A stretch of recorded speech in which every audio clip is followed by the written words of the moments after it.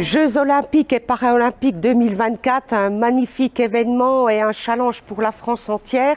Comment le département peut s'inscrire dans cette démarche? Nous avons beaucoup réfléchi et nous avons décidé, à partir de nos compétences majeures, notamment les solidarités humaines et territoriales, de s'engager dans ce beau projet. Partageons nos sports, partageons le sport avec qui, comment, sur tout le territoire, comme nous en avons l'habitude de le faire, donc avec le monde associatif, les collectivités, et le département prendra toute sa place. Comment pouvons-nous faire pour tisser ce lien, passer le témoin, être en avant, toujours en avant et pouvoir avancer avec l'ensemble de nos citoyens, quelles que soient leurs différences. Nous avons un projet que nous co-construisons avec toutes les forces vives du territoire qui se fera sur les haras de Besançon, lieu magique, symbolique, où nous aurons là la mixité sociale au cœur de la ville, avec des hommes et des femmes qui sont très différents mais qui ont envie de faire un bout de chemin avec nous. Alors ce seront des logements, ce seront de la pratique du sport, ce seront des échanges et nous emmènerons avec cela tous les citoyens du département. En tout cas, c'est cela que nous souhaitons. Ce projet qui est en co-construction débutera donc en 2020 après le rendu de toutes les commissions de 2019 et il se poursuivra jusqu'en 2024 où là, ça sera vraiment le temps fort des JOP, mais bien entendu, c'est une politique co-construite qui ira bien au-delà de 2024. C'est une politique d'avenir. Cap d'être doux, cap d'être nous. Alors j'étais en famille d'accueil et grâce à elle, j'ai découvert le vélo. Voilà, elle m'a emmené sur des cours cyclistes et après j'ai commencé à faire du VTT. J'ai fait des championnats de France et puis des championnats du monde. J'ai été 10 fois champion régional et 6 fois champion de France. Et après j'ai commencé à faire du vélo de route en équipe de France. J'ai fait des stages d'équipe de France et j'ai fait les championnats du monde à Paris.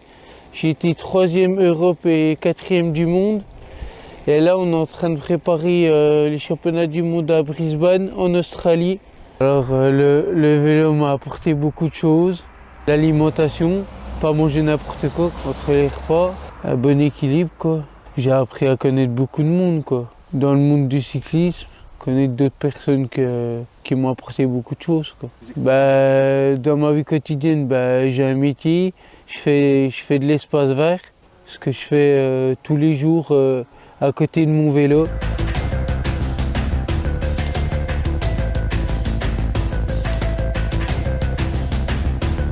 Donc, le monde handisport bouge beaucoup en ce moment, donc en vue des Jeux paralympiques et des Jeux olympiques pour 2024. Le projet du conseil départemental est bien en place. Le milieu handisport est tout à fait prêt pour relever ce défi. Nous avons déjà effectué plusieurs réunions avec le conseil départemental. On est à fond là-dedans. La preuve, c'est que prochainement se dérouleront à Besançon en janvier 2020 les championnats départementaux de cross valides où on inclura des handicapés mentaux, c'est-à-dire le sport adapté et handisport. Donc ce sera la première fois qu'il y aura une compétition de ce niveau départemental où on inclura des handicapés pour faire une compétition avec les valides. C'est suite à une demande du comité départemental de sport adapté qu'on puisse faire cette rencontre. Afin de favoriser l'inclusion de tout public dans le sport, le CDOS 25, le comité départemental olympique et sportif du Doubs, a mis plusieurs actions en place et notamment s'est doté d'un camion équipé pour amener le sport vers ces publics-là.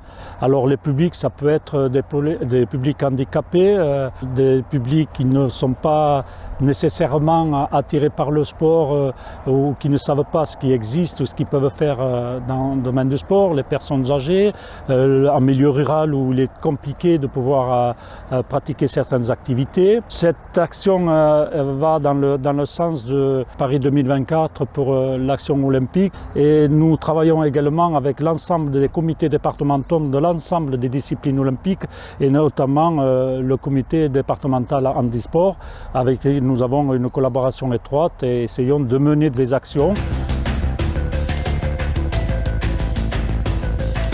L'ADAPI du Doubs, ce sont 3600 personnes handicapées intellectuelles, accompagnées par 2000 salariés. Donc aujourd'hui, nous allons parler plus spécialement du sport. Et le sport accessible à tous. Et aujourd'hui, on voit bien que les personnes que nous allons voir travaillent, d'autres sont en foyer. Et en dehors de cela, elles font du sport.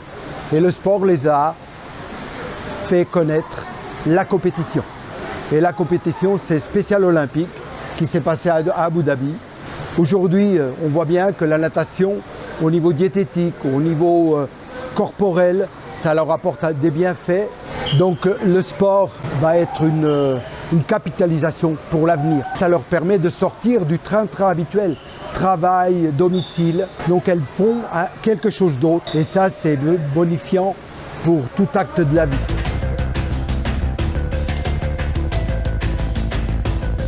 Bonjour Émilie, bonjour Camille, ça va? Ouais. Alors vous avez été à Abu Dhabi? Ouais. C'était bien Abu Dhabi? Super. Vous avez fait quoi là-bas? On a nagé. Ouais. C'était une compétition Oui. pour les Special Olympics. Ouais, c'est ça. Et est-ce que vous avez ramené des médailles? Oui. Combien de médailles? 3. Est-ce que vous faites encore de la compétition? Oui, maintenant il y en a une en Suisse, à Lausanne. Et vous y allez pour ramener des médailles? Ouais. Donc j'espère que oui. Alors on compte sur vous, hein? Oui. Donc, Je suis le coach d'Émilie et de Camille. Ils sont partis à Abu Dhabi aux Jeux Spécial Olympiques en mars. Donc cette expérience a été une expérience magnifique. Il y avait 7500 athlètes, il y avait 172 pays qui étaient représentés. Ces deux jeunes, et nous en tant que coach aussi, c'était une expérience qui a permis de montrer que ces jeunes-là étaient capables de beaucoup de choses. On est un groupe, on a une dizaine de nageurs. On espère pouvoir faire les prochains Jeux à Berlin dans 4 ans.